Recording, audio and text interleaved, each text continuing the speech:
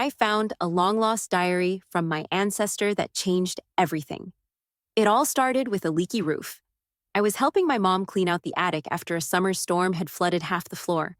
We hadn't been up there in years, and the air was thick with dust and memories. Boxes sat like tombstones, labeled in faded ink.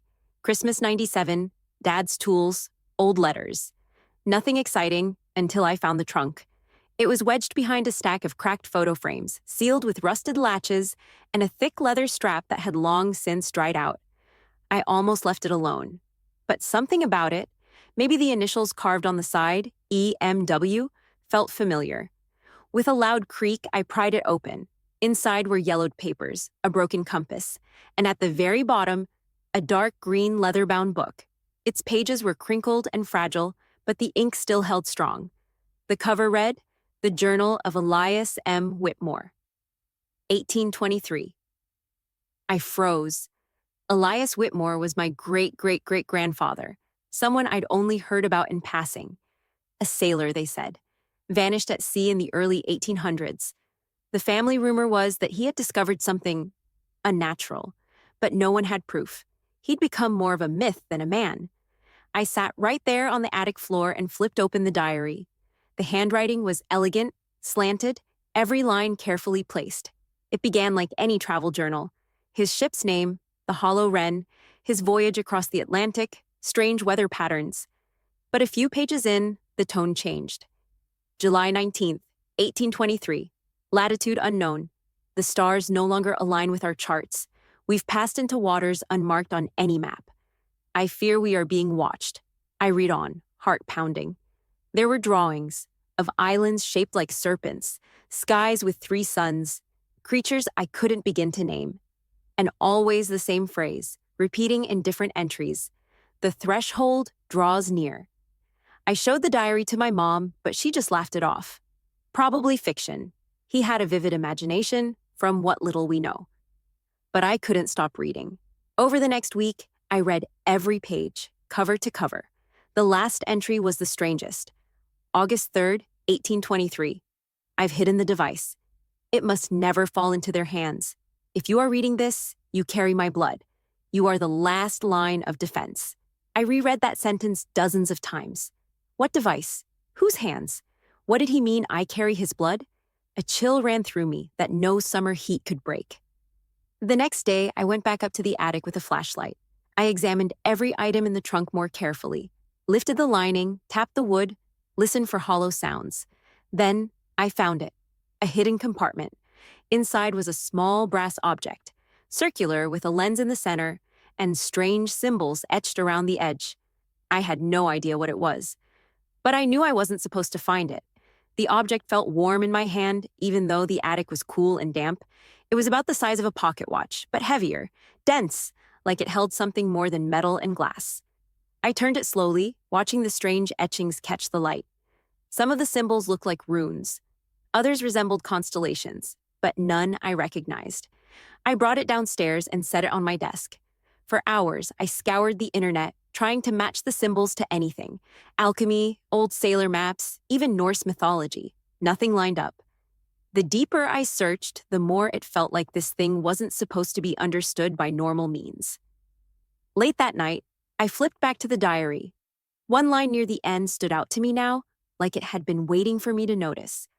Only in darkness will the lens reveal what the eye cannot. That was all it said. So I turned off my lights, closed the blinds, and sat in complete darkness. Holding my breath, I lifted the lens to my eye. At first, nothing. Then the lens shimmered, like fog on glass, and slowly, something came into view.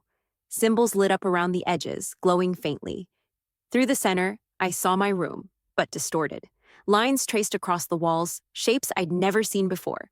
Then, on the far wall just above my bookshelf, I saw something. In the corner was a signature, Elias M. Whitmore.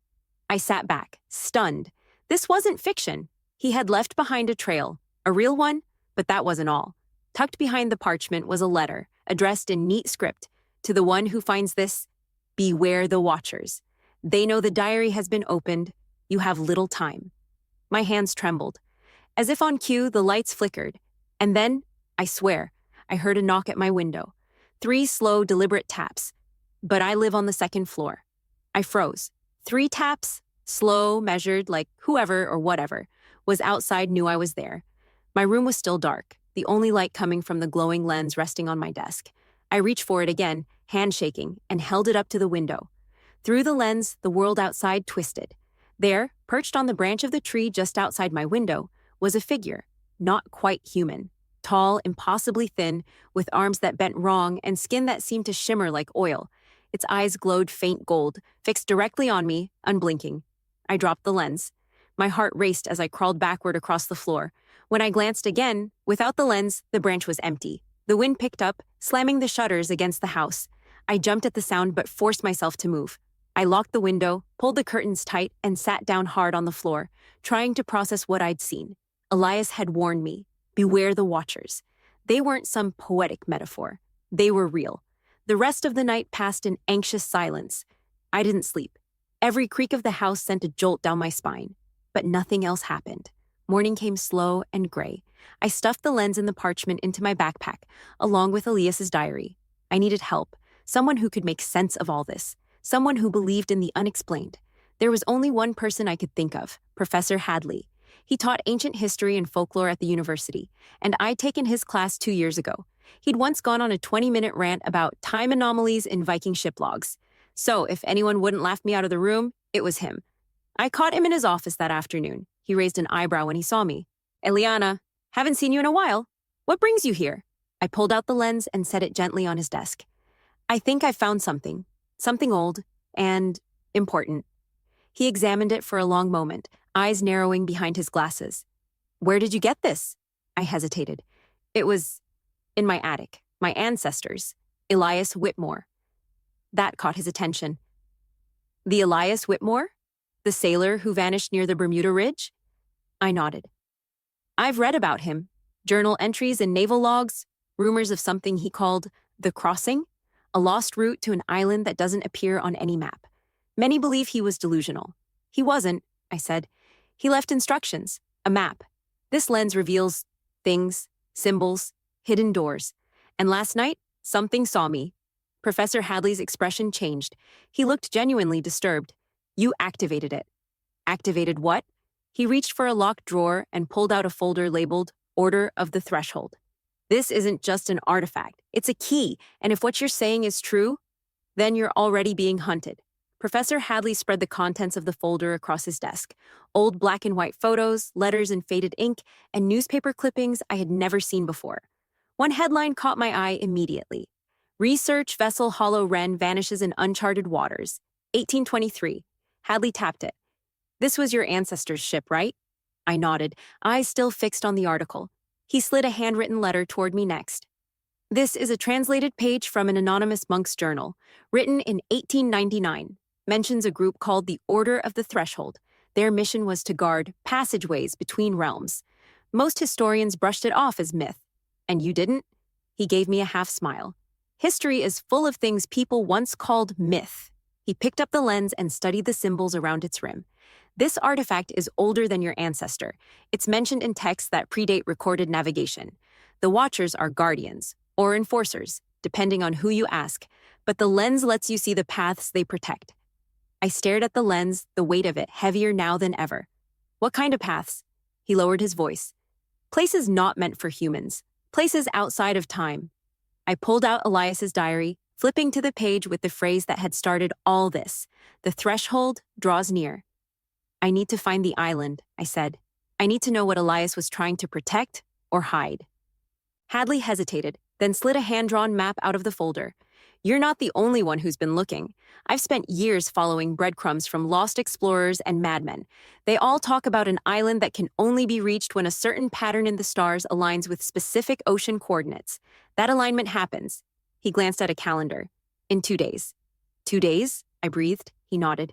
"And I think your lens is the final piece to triangulate the island's position." We spent the next few hours cross-referencing star charts, compass headings, and notes from the diary. When we were done, we had a rough set of coordinates, an empty stretch of sea deep in the Atlantic, too far for regular travel. "I can charter a boat," Hadley offered. "I know someone who owes me a favor." The plan was in motion. We would leave the next day. I barely slept that night, but this time it wasn't fear. It was anticipation.